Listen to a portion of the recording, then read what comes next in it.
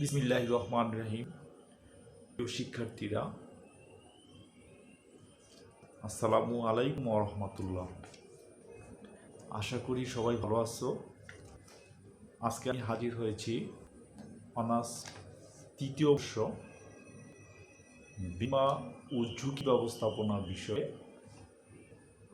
সংক্ষিপ্ত আলোচনা করার জন্য। আমি আজকে ক্লাস নিব অনার্স তৃতীয় বর্ষ বীমা ও ঝুঁকি ব্যবস্থাপনা নিয়ে। এই বীমা ও ঝুঁকি ব্যবস্থাপনা বিষয়ের প্রথম চ্যাপ্টারের শুধু প্রথম চ্যাপ্টার না, অর্থাৎ এই বইটি পড়ার ক্ষেত্রে অবশ্যই প্রাথমিকভাবে গুরুত্বপূর্ণ কিছু প্রশ্ন আমাকে জানা থাকা চাই। এই প্রশ্ন কি, সেটার উত্তর সম্পর্কে আমার জানা থাকা চাই। আর সেই প্রশ্নগুলো নিয়ে আজকে আমি আলোচনা করব ইনশাআল্লাহ। আমি শুরুতেই আসি, বীমা কি? বীমা কি? মানুষের জীবন এবং সম্পদ প্রতিনিয়ত ঝুঁকি দ্বারা পরিবেষ্টিত। মানুষ তার জীবন ও সম্পদের সম্ভাব্য ক্ষতির বিপরীতে ক্ষতিপূরণ পাওয়ার আশায় যে আর্থিক প্রতিরক্ষামূলক ব্যবস্থা গ্রহণ করে তাকেই বীমা বলে। আমি আবার বলছি, বীমা কি? এর উত্তরে আমরা বলবো, মানুষের জীবন এবং সম্পদের সম্ভাব্য ক্ষতির বিপরীতে ক্ষতিপূরণ পাওয়ার আশায় যে আর্থিক প্রতিরক্ষামূলক ব্যবস্থা গ্রহণ করা হয় তাহাকেই বীমা বলে। আমি এরপরে আসব, বীমা চুক্তি কি? প্রশ্ন হচ্ছে, বীমা চুক্তি কি? বীমা চুক্তি হচ্ছে সেই চুক্তি মানুষ তার জীবন ও সম্পদের সম্ভাব্য ক্ষতির বিপরীতে ক্ষতিপূরণ পাওয়ার আশায় লিখিত যে চুক্তি বলে বীমাপত্র গ্রহণ করে তার নাম হচ্ছে বীমা চুক্তি। অর্থাৎ মানুষ তার জীবন ও সম্পদের সম্ভাব্য ক্ষতির বিপরীতে ক্ষতিপূরণ পাওয়ার আশায় যে চুক্তি সম্পূর্ণ করে থাকে, অর্থাৎ এই চুক্তিটি সাধারণত দুটি পক্ষের মধ্যে সম্পূর্ণ হয়। একজন হচ্ছে বীমা গ্রহীতা, আরেকজন হচ্ছে বীমাকারী। অর্থাৎ উভয়ের মধ্যে যে চুক্তি সম্পূর্ণ হয় সেটার নামই হচ্ছে বীমা চুক্তি। মানুষ তার জীবন এবং সম্পদের সম্ভাব্য ক্ষতির বিপরীতে ক্ষতিপূরণ পাওয়ার আশায় যে চুক্তি সম্পূর্ণ করে তাহাকেই বলা হয় বীমা চুক্তি। আচ্ছা, বীমা চুক্তিতে এখানে দুইটা বিষয় ফুটে উঠেছে, বীমা গ্রহীতা এবং বীমাকারী।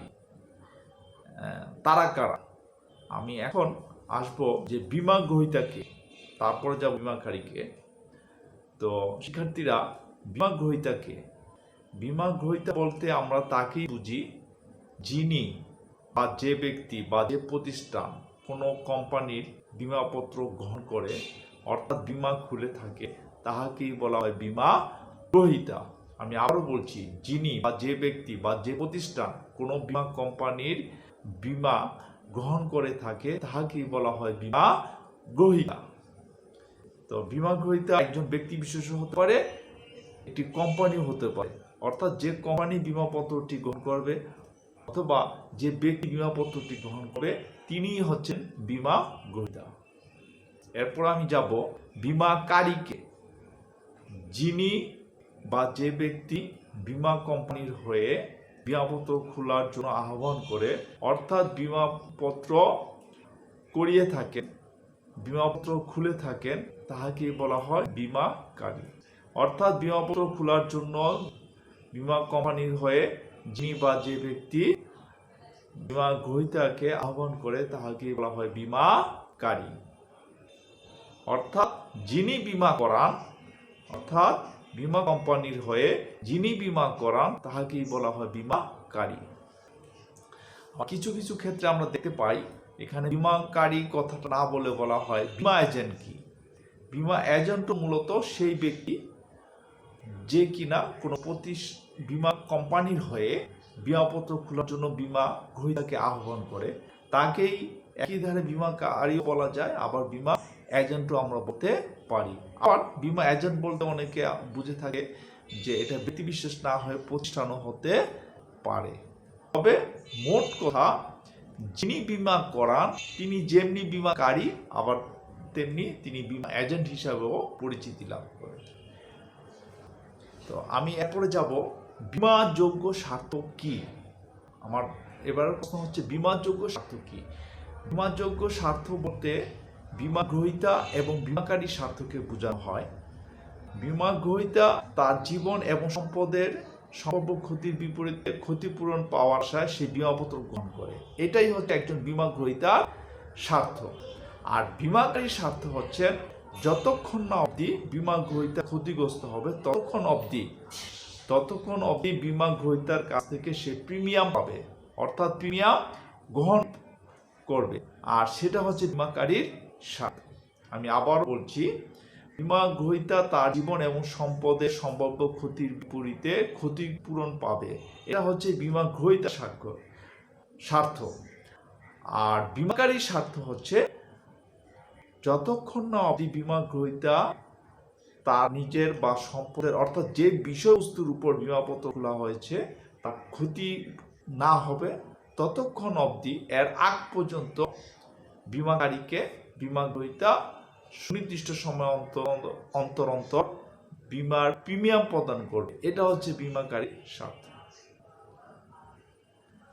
তো আমি এই সংজ্ঞায় এই যে বীমাযোগ্য স্বার্থ যে সংজ্ঞাটা আমি দিলাম, এখানে আরেকটি প্রশ্ন বের হয়ে আসছে যে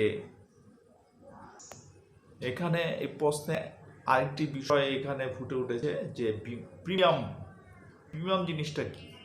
আচ্ছা, এবার আমরা জানবো প্রিমিয়াম বলতে কি বুঝি, প্রিমিয়াম বলতে কি বুঝো বা প্রিমিয়াম কি। প্রিমিয়াম হচ্ছে বীমা গ্রহীতা বীমাকারীর নিকট বা বীমা এজেন্টের নিকট কোন বীমাপত্র খোলার পর যতক্ষণ না অবধি সে ক্ষতিগ্রস্ত হয় এর আগ পর্যন্ত নির্দিষ্ট সময় অন্তর যে অর্থ প্রদান করে বীমাকারীকে তাহাকে বলা হয় বীমার প্রিমিয়াম। অর্থাৎ বীমা গ্রহীতা নির্দিষ্ট সময় অন্তর বীমাকারীকে বীমা চুক্তি মোতাবেক যে অর্থ প্রদান করে তাহাকে বীমার প্রিমিয়াম বলে। এটা যদি আমি ব্যাংকের ভাষায় বলতে যাই, কোনো গ্রাহক যখন কোনো একটি নির্দিষ্ট ব্যাংক থেকে সে বা সমিতি থেকে কোনো নির্দিষ্ট অঙ্কের ঋণ গ্রহণ করে বা লোন নেয়, সেক্ষেত্রে তা যে একটা সময় অন্তর যে অর্থটা সেই ব্যাংক বা সমিতিকে প্রদান করে সেটাকে আমরা সাধারণত বলি কিস্তি। সেটাকে ব্যাংকের ভাষায় বা সমিতির ভাষায় বলা হয় কিস্তি। আর বীমার ভাষায় এক্ষেত্রে বীমা গ্রহীতা যখন বীমা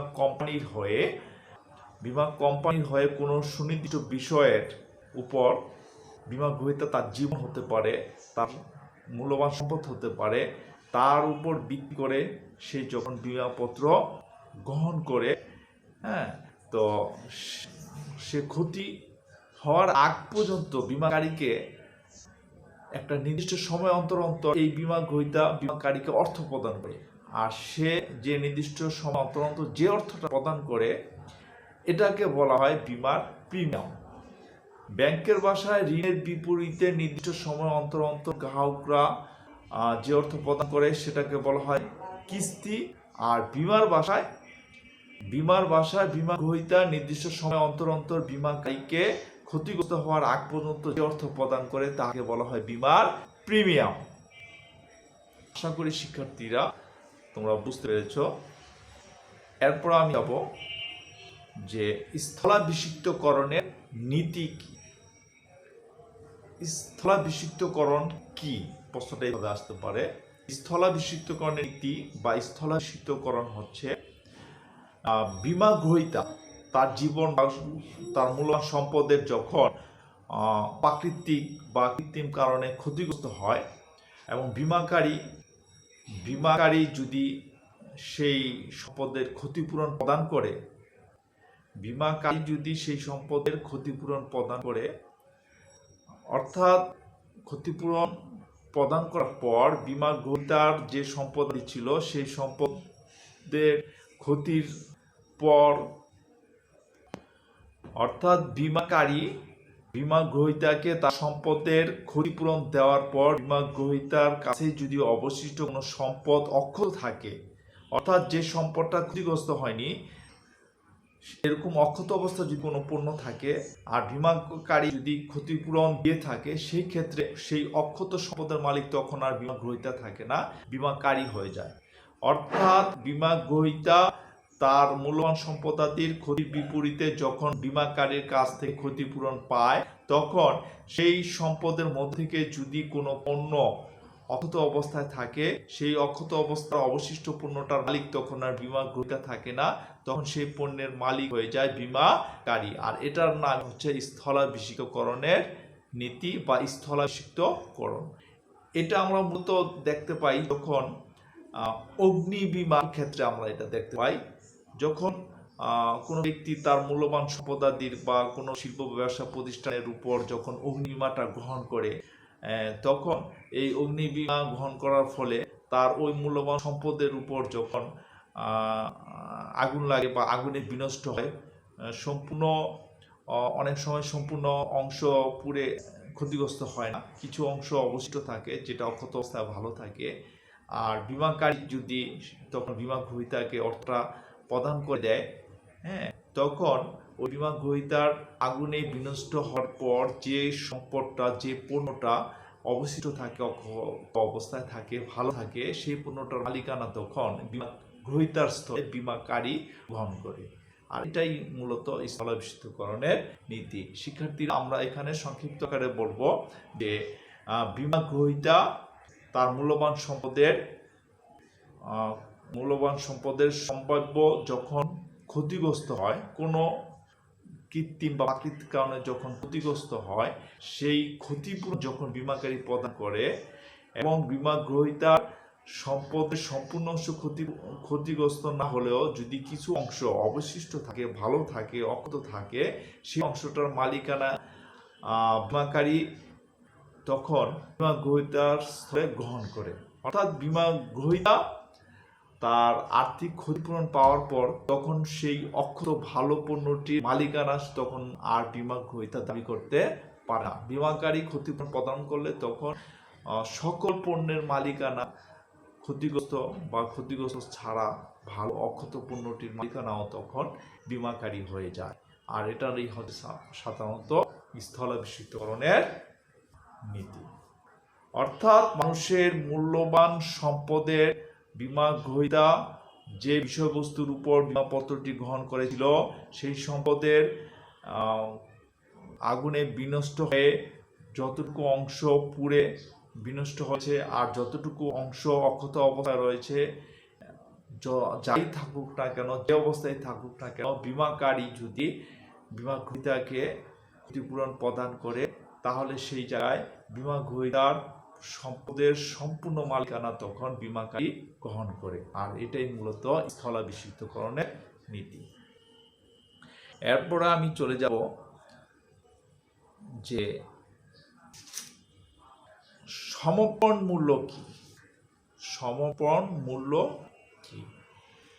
সমর্পণ মূল্য বলতে সাধারণত বোঝানো হয় অনেক ক্ষেত্রে বীমা গ্রহীতা, আমরা জানি বীমা চুক্তিটা মূলত দুইজন ব্যক্তির মধ্যে সম্পন্ন হয়, একজন হচ্ছে বীমা গ্রহীতা, একজন হচ্ছে বীমাকারী। বীমা গ্রহীতা হচ্ছে যে ব্যক্তি বা প্রতিষ্ঠান বীমাপত্রটি গ্রহণ করে, আর বীমাকারী হচ্ছে বীমা কোম্পানি হয় যে ব্যক্তি বা এজেন্ট বীমাপত্রটি করায় থাকে, অর্থাৎ বীমা গ্রহীতার কাছ থেকে বীমাপত্রটি আদায় করে, অর্থাৎ তাকে সুনির্দিষ্ট বিষয়বস্তুর উপর বীমাটা করানোর জন্য উদ্যুক্ত করিয়ে থাকে, তিনি হচ্ছেন বীমাকারী। আর এখানে বীমা গ্রহীতা এবং বীমাকারী মাঝে সম্পর্কটা হচ্ছে মূলত চুক্তিভিত্তিক, অর্থাৎ সুনির্দিষ্ট বিষয়বস্তুর উপর ভিত্তি করে একে অপরের সাথে চুক্তিবদ্ধ একটি সম্পর্ক সৃষ্টি হয়, যেটাকে আমরা বীমা চুক্তির ভিতরে আসে, বীমা চুক্তি বলি। আর এই বীমা চুক্তি গ্রহণ করার পর বীমা গ্রহীতা দেখা যায় কোন একটা সময়ে, অর্থাৎ 5 বছর বা 10 বছর বা 15 বছর বা 20 বছর মেয়াদি বীমা গ্রহীতা একটা বীমাপত্র গ্রহণ করেছিল, কিন্তু 2 বছর না যেতেই বীমা গ্রহীতা যে কোনো কারণবশত সে বিমাপত্রটি আর নির্দিষ্ট সময় অন্তর অন্তর প্রিমিয়াম তাকে দেওয়া সম্ভব নাও হতে পারে, অর্থাৎ সেক্ষেত্রে সে বিমাপত্রটি বন্ধ করে দিতে চায়, অর্থাৎ তার বিমা থেকে সে অব্যাহতি নিতে চায়। তখন সে যতটা প্রিমিয়াম বিমাকারীকে প্রদান করেছে, বিমা প্রতিষ্ঠানকে প্রদান করেছে, সেই প্রিমিয়ামের উপর ভিত্তি করে যে মূল্যে বিমাকারীর কাছে বিমা গ্রহীতা তার বিমার অর্থ পাওয়ার জন্য আশা করে, চাহিদা করে, তখন যে মূল্যে এটার পরিসমাপ্তি হয় সেটার নামই হচ্ছে সমাপন মূল্য। অর্থাৎ যদি সংক্ষিপ্ত আকারে বলতে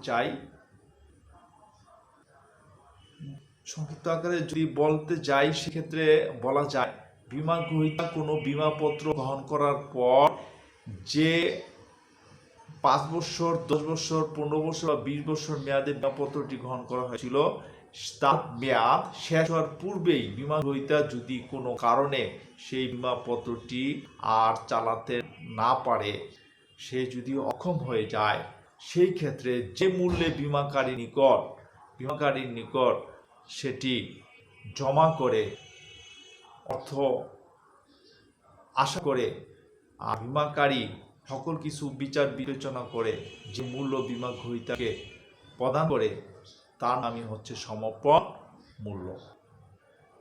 মোট কথা, বিমা গ্রহীতা বিমাপত্রটি যে কোনো কারণবশত সে যদি চালাতে না পারে, নির্দিষ্ট মেয়াদের পূর্বেই ছেড়ে দিতে চায়, সেই ক্ষেত্রে বিমা গ্রহীতা এবং বিমাকারীর মাঝে যে মূল্যে ওই বিমাপত্রটির পরিসমাপ্তি ঘটে, তার নামই হচ্ছে সমাপন মূল্য।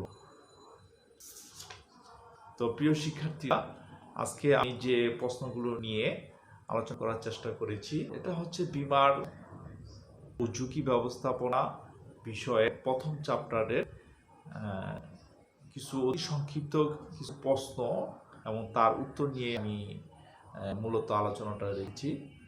তো আশা করি বিমা সম্পর্কে তোমাদের প্রাথমিক একটি ধারণা হয়েছে। আমি পরবর্তী ক্লাসে ইনশাআল্লাহ ধাপে ধাপে বিমার কি ধরনের বিমা রয়েছে, বিভিন্ন বিষয়ের উপরে খুঁটিনাটি নিয়ে আমি আলোচনায় আসবো ইনশাআল্লাহ। তো আজকে এখানে রাখছি। ভালো থাকবে, ভালো লাগবে। ধন্যবাদ সবাইকে।